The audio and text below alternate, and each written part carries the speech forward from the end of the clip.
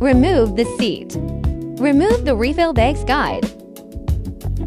Tears open the package. Remember, the arrow is facing upwards. Open it and put it on the base like a wreath to ensure it is flat. Tear off the 4 tapes separately. Buckle up the refill bag's guide. Make sure it doesn't pinch the refill bags. Check if this is fastened properly. Find the outermost layer of the refill bags and pull it out. Grab the opening with one hand and lower it down from the pit. Use the clamps to find the position of the wheels and push it down hard.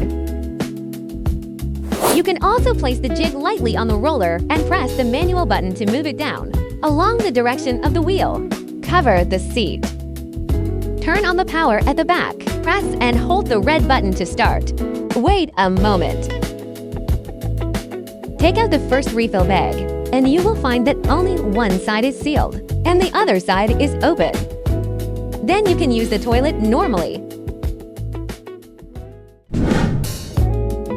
Take out a small packet of coagulant, tear it open, and pour it directly into the unused toilet. Let's test it by pouring a glass of water. Start up. Wait a moment. Remove the refill bag from the bottom. Both ends are sealed. The refill bag is very strong and will not leak.